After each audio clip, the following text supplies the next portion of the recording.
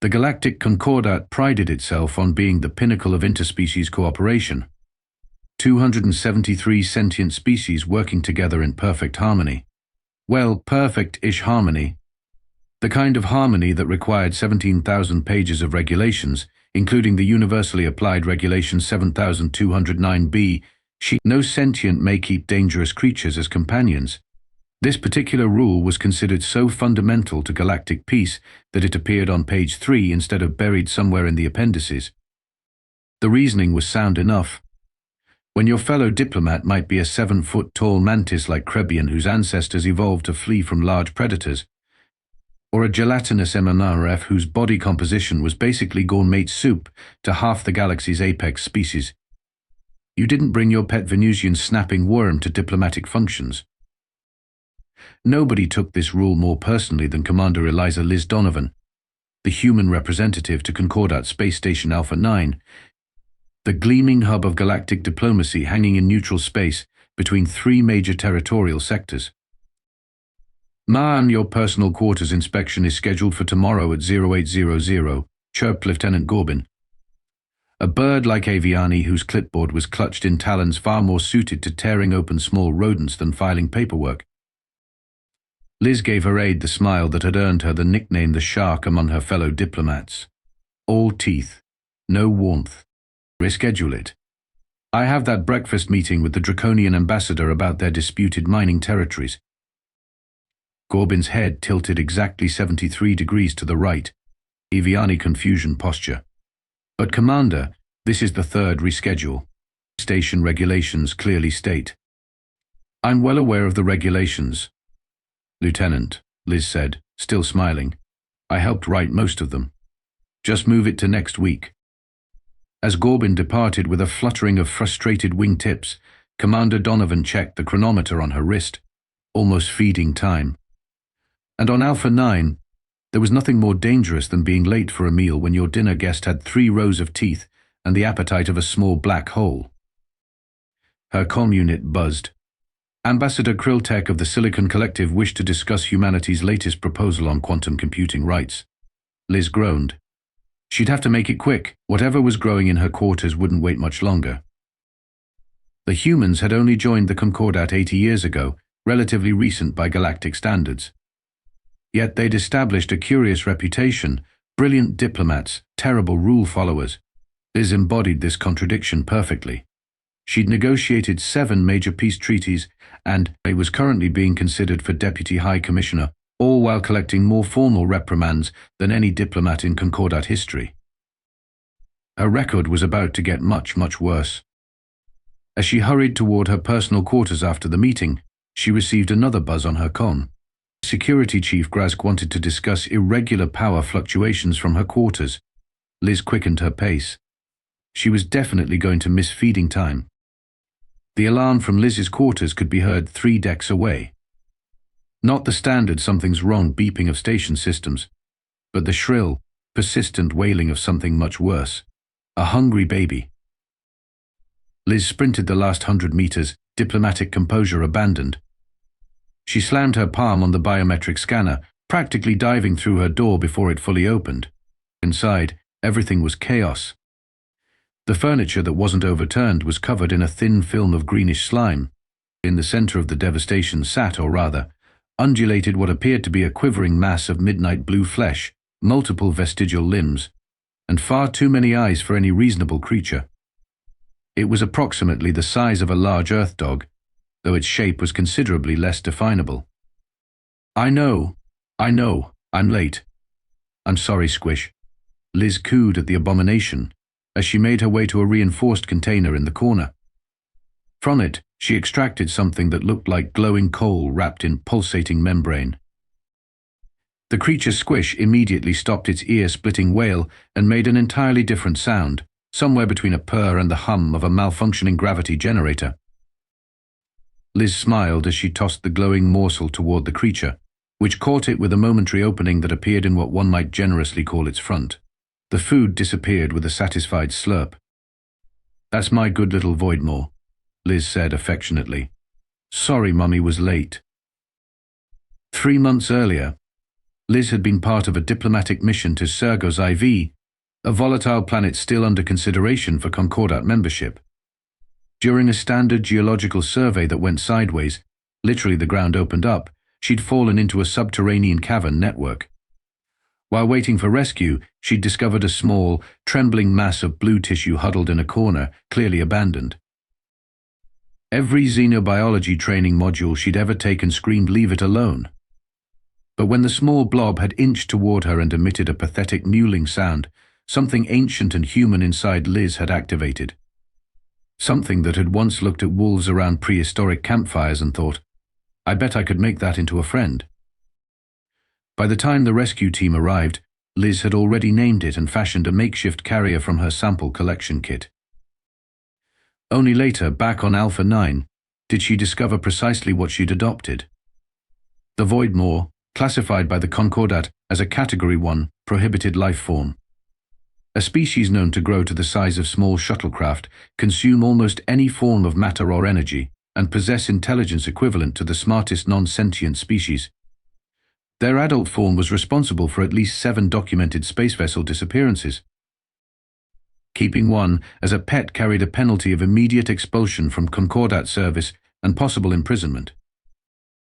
So naturally, Liz built a hidden compartment in her quarters, requisitioned specialized containment materials as diplomatic security measures, and began raising the most dangerous pet in Concordat history with the same determination she brought to negotiating peace treaties.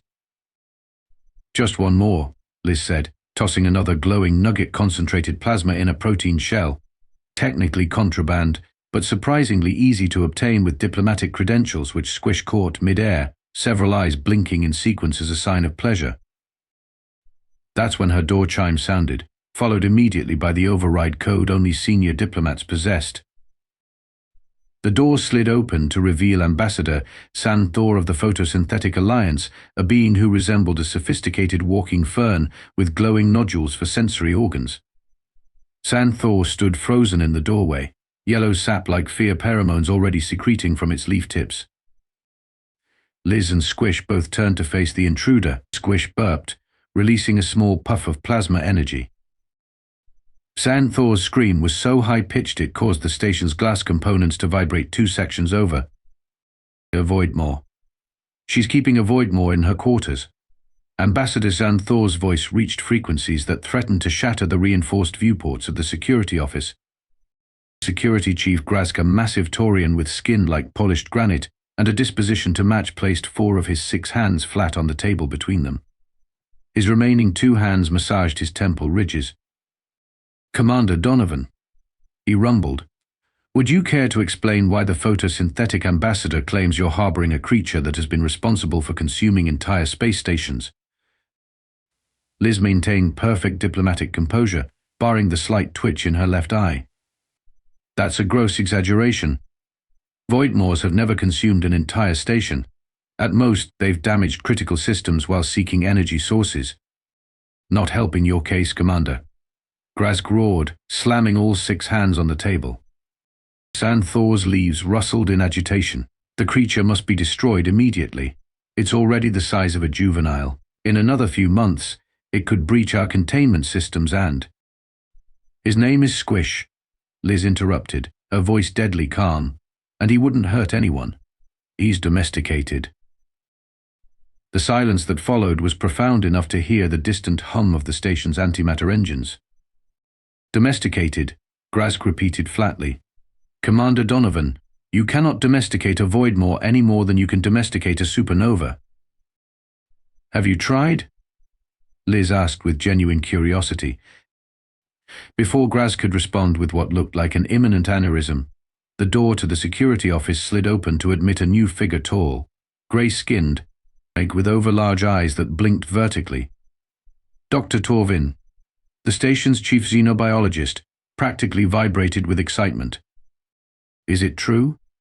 he asked, voice squeaking slightly. "A juvenile Voidmaw? Here on Alpha-9, under observation conditions?" "Not under observation conditions," Grazk growled, "under illegal pet conditions." Dr. Torvin's expression somehow managed to convey both scientific ecstasy and moral disapproval simultaneously. "Commander Donovan, What you've done is absolutely against all protocols, deeply dangerous, and... He paused, leaning closer. How did you get it to bond with you? Torvin. Grask bellowed. Sorry, the scientist straightened. Of course, this is completely unacceptable. But, well, we've never been able to study a juvenile Voidmaw. They're typically observed only from extreme distances. The scientific potential is irrelevant, interrupted a new voice from the doorway. High Commissioner Pelk had arrived. The ancient Arcturian floated rather than walked, his ceremonial robes billowing around a body that had long ago opted for extensive cybernetic replacement. His presence immediately silenced the room. Commander Donovan. The High Commissioner's voice was like dust settling on ancient books. You have violated one of our most fundamental regulations. The Voidmaw will be removed and humanely contained on our research outpost in the Gamma Quadrant. You will face a disciplinary hearing. Liz stood up straighter. With all due respect, High Commissioner, Squish is essentially an infant. He's imprinted on me. Separating us could be traumatic for him, potentially triggering the very aggressive behaviors everyone fears. You have 72 hours, High Commissioner Pelk continued as if she hadn't spoken. After that, if the creature is not voluntarily surrendered, you will be removed from your position and expelled from Concordat space. After they left, only Dr. Torvin remained with Liz in the security office. 72 hours, he mused. That gives us just enough time to conduct some preliminary studies. If we could demonstrate some benefits. Liz looked at him sharply. You us? Dr. Torvin's vertical eyelids fluttered in what passed for a Xenovian wink. I've always found humans' penchant for adopting dangerous creatures fascinating. Perhaps it's time to gather some empirical data on the subject. Remarkable tissue elasticity, Dr. Torvin muttered as he passed a scanner over Squish's undulating form. And these chromatophores, they're responding to your emotional state, Commander. Liz, sitting cross-legged on the floor of the modified research lab, nodded. He turns more purple when I'm happy and shifts toward green when I'm stressed. And call me Liz. I think we're beyond formalities when you're helping me commit career suicide. Over the past 48 hours, Dr. Torvin had transformed a disused storage bay into a makeshift research facility. And with the help of a few like-minded xenobiologists who couldn't resist the opportunity to study a juvenile Voidmaw up close, they'd been conducting a battery of tests on Squish, who seemed to enjoy the attention. Currently, the creature was showing off by reshaping itself into increasingly complex geometric forms while consuming various energy samples. You know, Torvin said, lowering his voice despite them being alone, I've studied the official Concordat records on Voidmaws. The classification as inherently dangerous predators comes primarily from a single incident report filed by a draconian mining expedition. Liz raised an eyebrow. The Draconians? The same species currently trying to annex 3 contested resource-rich systems? The very same, Torvin confirmed, his vertical eyelids blinking rapidly in excitement. And curiously, there are no verified records of unprovoked Voidmaw attacks, only encounters where they were threatened or their energy sources disturbed. The lab door slid open to admit Ambassador Krill Tech, whose crystalline body refracted light in patterns of clear distress. I heard rumors. The Silicon Collective representative hummed, the vibrations translating through a vocoder. Is that truly a Voidmaw? Before Liz could answer, Squish surged forward, its blue mass flowing across the floor toward the startled ambassador. Krill Tech emitted a harmonic scream that nearly shattered the lab equipment. Squish, no. Liz called out, but instead of attacking, the Voidmaw simply circled the crystalline being, several of its eyes focusing intently on Krill Tech's refractive body. Fascinating, Dr. Torvin murmured, frantically taking readings. It appears to be admiring the ambassador's light patterns. Indeed, Squish had begun to mimic the crystalline structure of Krill Tech's form, its blue tissue hardening into faceted surfaces that caught and reflected the lab's lighting in perfect imitation of the ambassador. It's playing? Krill Tech's voice modulations expressed profound confusion. Over the next several hours, word spread. Despite the official ban, a parade of curious diplomats found reasons to visit the lab. Each interaction revealed new insights. Squish could perfectly mimic the communication patterns of the telepathic Quantians, seemed to instinctively avoid contact with the fragile membrane of the MMRM delegate, and showed particular affection for the normally feared Taurian security chief Grask, whose gravitational density apparently felt pleasant to the Voidmaw's unique senses. 22 species interactions, 0 aggressive incidents, Dr. Torvin announced proudly as they reviewed the data. And look at these readings on its energy consumption patterns. It's actually stabilizing power fluctuations in its vicinity, like a living capacitor. Liz smiled wearily. They had less than 12 hours remaining before the High Commissioner's deadline. None of this matters if we can't convince the Concordat that Squish isn't a threat, she said, absently stroking the creature as it purred contentedly beside her.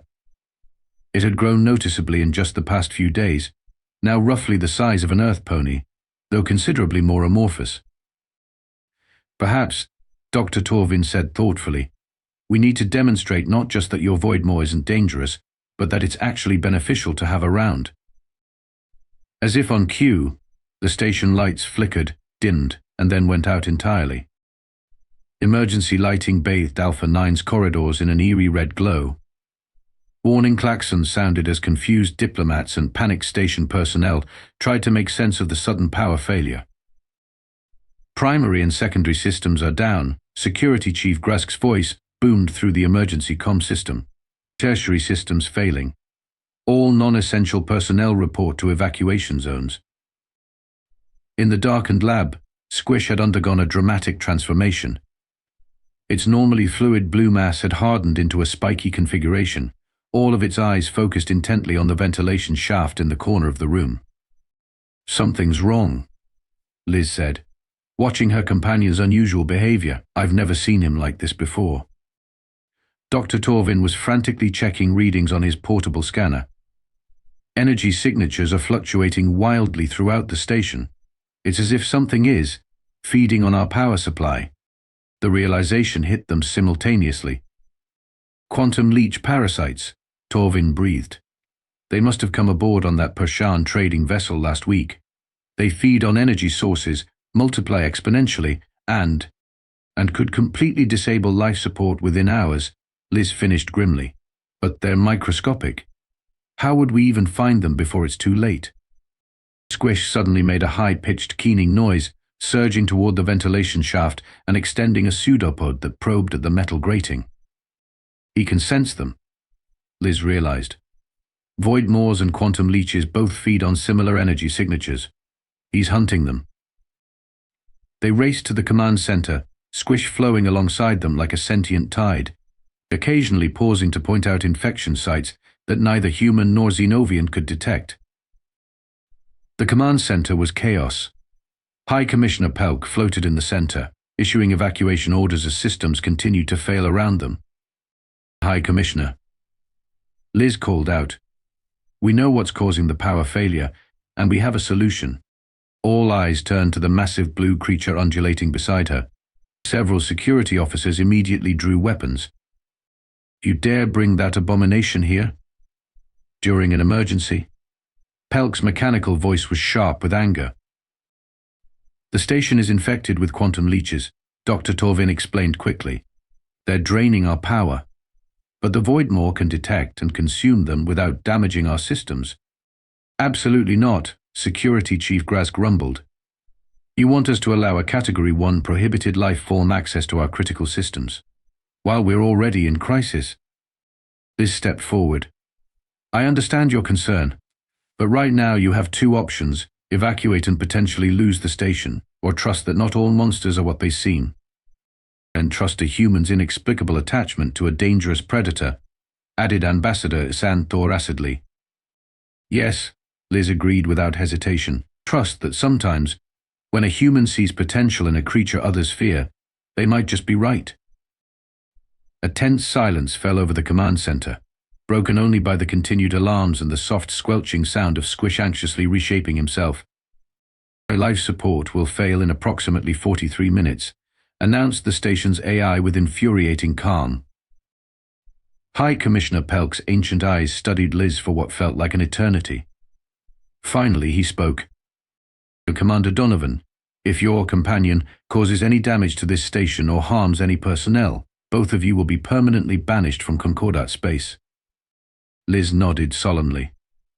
Squish, she said, kneeling beside the blue mass, it's dinner time. And in recognition of the unprecedented service rendered to Concordat Space Station Alpha-9, I hereby establish a new classification within our regulatory framework that High Commissioner Pelk announced to the assembled diplomatic corps. Category S, symbiotic xenoforms of unusual capacity. This classification will permit certain previously prohibited life forms to be maintained under specific conditions where clear mutual benefit can be demonstrated. Standing at attention beside the High Commissioner's floating dais, Commander Eliza Donovan tried and failed to suppress a triumphant grin. Beside her, considerably larger than he had been a week ago, Squish had molded himself into a surprisingly dignified approximation of a uniformed officer, complete with a blue mass approximation of rank insignia. Furthermore, Pelk continued, Commander Donovan's quick thinking and unconventional resource utilization has earned her a commendation. The Voidmaw now designated Squish successfully consumed 99.7% of the quantum leech infestation, while saving Alpha-9 from certain evacuation and possible destruction. What followed was polite applause from most species, enthusiastic cheering from the human delegation, and a low-frequency rumble of disapproval from the more conservative members of the Concordat. Later, at the reception, Dr. Torvin cornered Liz by the refreshment table, vertical eyelids blinking rapidly in excitement. We've already received 17 research grant proposals, he whispered. The scientific community is fascinated by the human-Voidmaw bond. And look around you. Liz followed his gaze. Throughout the reception hall, humans were engaged in animated conversations with representatives of various species, many of whom were gesturing towards Squish with clear curiosity. Is it true, asked a passing draconian diplomat, that several of your research vessels now carry juvenile spine tusks as radiation detectors? Oh yes, replied a human scientist cheerfully. They're actually quite affectionate once you figure out which of their 3 mouths is for eating and which 2 are for communication. Elsewhere, a human security officer was enthusiastically describing to a horrified group of Aviani how her unit had trained Venusian acid slugs to track contraband. They're like bloodhounds, but slimmier and slightly corrosive. It's spreading, Dr. Torvin observed. This peculiar human tendency to adopt the galaxy's most feared creatures. We've been doing it for thousands of years, Liz said, absently patting Squish, who had extended a small pseudopod to accept the caress. Our ancestors looked at wolves pack hunting predators with razor-sharp teeth and decided they'd make excellent companions. We domesticated apex predators while we were still living in caves. Fascinating, murmured High Commissioner Pelk, who had silently glided up beside them. And perhaps this explains humanity's remarkably rapid integration into the Concordat, despite your species' alarming history. Liz raised an eyebrow. What do you mean? Pelk's ancient eyes twinkled with something that might have been amusement. Commander Donovan, when humanity first achieved faster-than-light travel and encountered the wider galactic community, there was significant debate about whether your species should be classified as sentient partners or dangerous predators requiring containment. Wait, Liz said, nearly choking on her drink. You considered humans to be monsters. Your species emerged from a death world with extreme temperature variations, lethal background radiation, and aggressive megafauna, Pelk explained. You can consume substances toxic to most sentient life, endure physical trauma that would kill most species, and have a disconcerting tendency to respond to threats with overwhelming force. He gestured toward Squish. And yet, here we are. Perhaps it takes one potentially dangerous species to recognize the value in another. As the High Commissioner floated away, Liz looked down at Squish, who had shifted into a more comfortable lounging position against her leg. Well, she said to Dr. Torvin, that's ironic. All this time we thought we were adopting the monsters. The xenobiologist's vertical eyelids blinked in amusement. Perhaps the greatest diplomatic achievement in Concordat history wasn't humanity joining the galactic community. No, perhaps it was the galactic community adopting humanity. He raised his glass in a toast to the monsters we choose to love, whether they have fangs, tentacles, or diplomatic immunity. Squish, demonstrating his growing grasp of human customs, extended a pseudopod shaped remarkably like a champagne glass and clinked it against theirs. And somewhere in the vast archives of the Galactic Concordat, Regulation 7209B received a small but significant amendment.